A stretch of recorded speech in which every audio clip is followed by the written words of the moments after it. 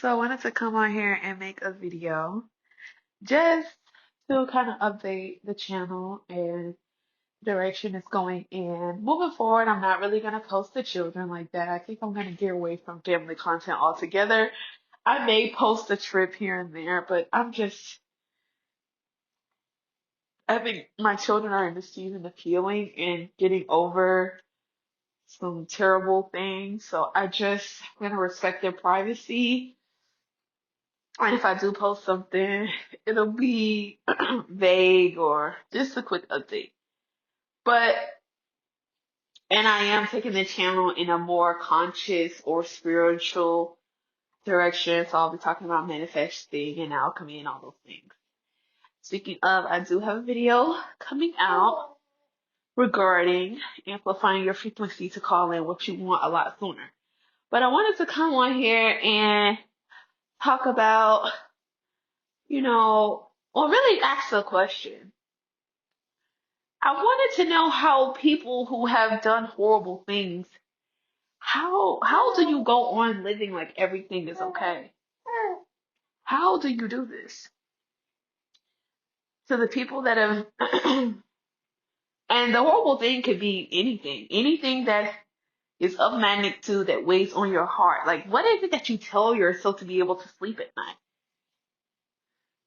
Do you lie to yourself and say that you're not a bad person?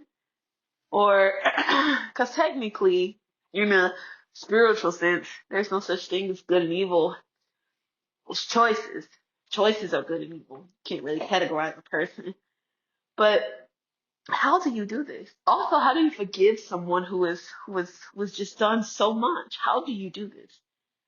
I'm asking because I was having a conversation with a friend of mine, and she expressed that, she was able to forgive someone who has done something so hard. I'm sorry, she wasn't able to forgive someone who has done, arguably one of the worst things you ever could have done. And I ended up sharing with her some of my experience with someone that was very important at a time in my life and how I had to forgive. But I understood while talking to her what people meant when they say you have to forgive people not for them but for yourself. Because I had noticed that it had gotten to the point where not only would the thought of this person make my stomach hurt and make me cringe, but I begin to have hate in my heart for this particular individual. And even though the hate is valid, because if I were to really spill out the details of things that I have endured and that have affected my life and the way that I see the world now, people would say that I am valid. However, I understand that in order for me to bring anything good in, I had to let it go. Now, don't get me wrong. In the beginning, I was angry. I was everything you could think of. I was angry. I was sad. My heart was broken. I'm talking about stomped on. It ached for my children. I'm looking at them. I'm not knowing, how I'm gonna, how I'm gonna do this. Okay, what am I gonna do? And I ended up just up and leaving. And for the first couple of weeks in the new city, I let myself feel everything. The emotions hit me like a bag of bricks. The only thing I did for about 2 or 3 weeks is get up, feed my kids. They had hella screen time during this time, and I kind of feel guilty about that, but I had to move past it first. And I was taking care of my baby. My youngest son, my baby, he's about, what is he? What are you? Like 5 months? Yeah, he's 5 months now. I had to breastfeed him, and I noticed that he wasn't as much of an expressive baby like the other two. Mind you, at the time, he might have been what? How old when we left? We left in September, so he was about maybe 2 months and some change. So maybe he wasn't expressive because he was younger. I don't know. He's fine now. But I literally was kind of like in autopilot. And when I would go in the bathroom, I would just cry. I would just cry. I cried for every year I have spent, for every month I have spent dealing with the situation. I cried because my heart hurt for my son, for the things I knew, for the things I didn't know, for all the words, for everything. Like, it was the worst thing you could ever think of. I couldn't even look at pictures of my babies because all that's going on in my mind is, oh my God, what do I not know? Just looking at the pictures, wondering, questioning. Like, I had to, it was so bad I was deleting pictures of them as little as the other parent was in it because I just could not see that person's face. It was horrible. I didn't deserve what happened. My children didn't deserve what happened. I really had to work past it. I really had to work on it. And I'm not saying that today I could be kumbaya, because no, I'm 10 toes behind my babies. But I'm not angry anymore. I'm not angry. I'm not sad. I've allowed myself to deal with it. I've allowed myself to cope. I did not distract myself with someone else. I allowed myself to feel all of the feelings that came with it. And I didn't run from it. I did not medicate. I don't medicate anyway. And I did not drink. I made myself feel it. So I started out sad and grief and shock and mind fog and confusion, and then it turned into anger. I was so angry because it's just like, how could he? How could someone do something so horrible, not only to me, as someone that has tried to be there where I could, while dealing with all of the things that this person is doing to me, but then how could you hurt the child? How? And once I stopped asking those questions because the answer didn't really matter, I began to heal. The why no longer mattered. It didn't matter anymore. Because at the end of the day, the why don't change the fact that it happened. The why does not change the fact that now we have to be in counseling, or we are in counseling. We are working past these issues together as a new family. The why does not answer the question of when the children ask why. Why did this happen? Why was this done? Why did this happen to me, mommy? The why doesn't matter. We have to move forward because only in moving forward, forgiving, can we heal. So I went through it first, and then I watched my son be angry. I'm watching him in real time be angry, angry, feeling like I had my 4-year-old son tell me that he is mad at God for the separation. He's mad at God, and can we just ask the other parent to stop? I had my 4-year-old ask me that, to which I had to tell him, people are allowed to make choices for good or for worse. People are allowed to make choices that they want to make. We're all here to learn and to have this experience called life. And there's nothing we can do with someone else's choices. We can only control ourselves. And we can make sure that we make the best possible choice so that we don't repeat these actions. I have been forced to really look at the situation from a different angle because now I have to parent in a way where I am not alienating the image of the other parent who has done heinous things. I have had to mature, and it is hard. It is a daily process. Um, Not about the anger part, 'cause I'm not mad, but figuring out navigating this new way, figuring out what he needs to make sure that he can still be the best possible young man, and she can be the best possible young woman, and then my baby be the best possible young man that they're going to be one day. And Honestly, I'm taking it step by step. I will update as I go forward. I'm having a whole lot more good days than bad days. And when I do have bad days, it's more like me feeling like, oh my God, I have so much to do now. So much to do. But I will say that I have been getting more support and I really appreciate it. God is really doing the big things for me.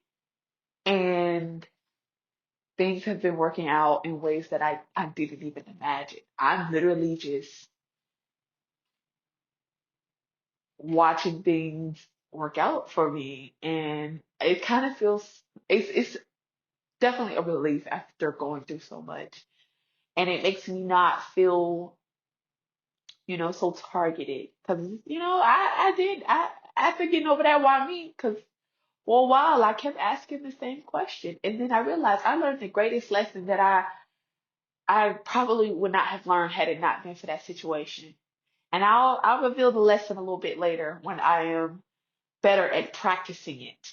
Um, but although it was the worst thing that ever could have happened, it was also the best because it really changed the way I view life. It changed everything for me. And moving forward, it will affect decisions that I make. But I just want to come on here and say that real quick and give a shout out to any of the moms that are doing it by yourself. And to say that I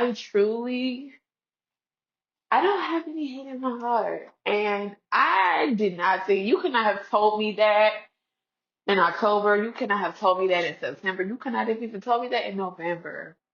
But I don't have any hate in my heart. I don't have any love either. But I don't have any hate in my heart for anyone. And I accept the situation for what it is. It truly was the best lesson I've ever learned in my life.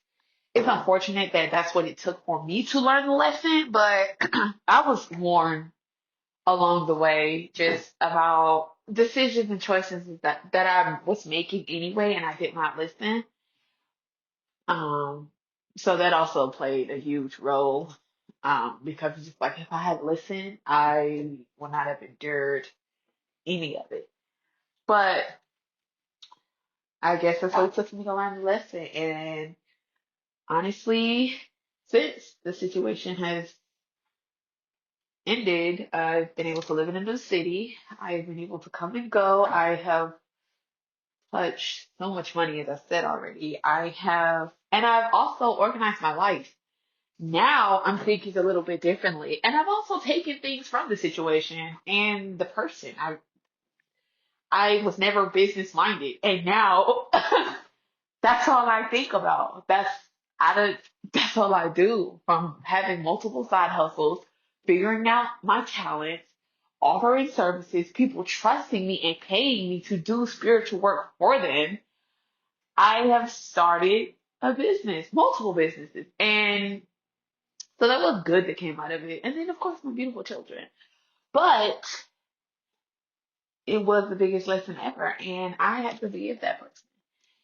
So after talking to her, she just, and mind you, I have not even went into detail. Like the stuff was horrible. And she cried.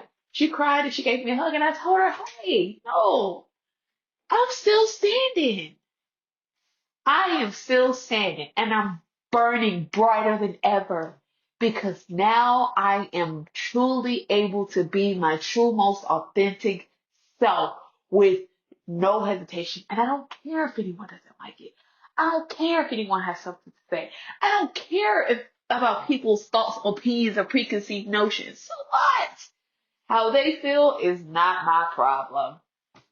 I am here today. I could have died. I could have died. My children could have been worse. I've met people who have gone through through the program for children like my children, and their children are. I don't want to speak on anyone's kid, but my children, you wouldn't even think that they have endured the things they've endured. You would think that because of their demeanor, how kind they are, how happy they are. spite of everything that they've witnessed and endured. And I actually feel lucky because it doesn't go that way all the time. It really doesn't. It really doesn't. And after speaking with her a little while later, a couple days later, she had been working towards forgiving and moving forward. And if you are going through something, if you are dealing with something that is huge and you're angry, you're not forgiving for nobody else but yourself. You're forgiving for yourself so that you can finally see through the lenses you're meant to see through and not looking through hate, not looking through sadness, not looking through grief. You're looking through eyes that are no longer burdened with emotional baggage. You're free. And I hope everyone had a wonderful holidays. I know I did. We had a beautiful tree, we had presents, we had gifts, and wonderful New Year's. And I cooked my first Thanksgiving spread by myself this past Thanksgiving. And life is just beautiful. Take it a step at a time and appreciate the good things. Appreciation goes a long way. Appreciation and gratitude for your own life, for the things that you have. Gratitude for the clothes you have. Gratitude for your children's health. Gratitude for your health. Gratitude for the money that you do have because it shows God or the universe that you are ready for more. You're ready to be given more. You're ready. You can handle a larger amount of money. You can handle a better house. You can handle all of these things. So I hope that someone got something from this message. Oh, and for the latter, for the other side, the people who know you have done horrible things. At some point, you have to forgive yourself too. Whether it is laid on your soul or your heart to make it right is up to the person, the individual person. But you cannot ignore things or it will eat you alive and you will not be able to move forward. You will work at something and it will not work out because you have too much debt or too much karmic debt, meaning you've hurt too many people.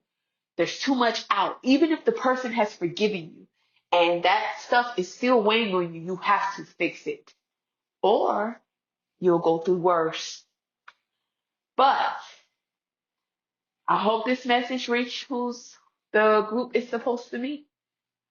And I hope that you got something that you needed from it and you're able to let go. And if you did something wrong, you're able to make it right. And we're able to create beautiful lives for ourselves. Until next time, this is Healing with Lynn.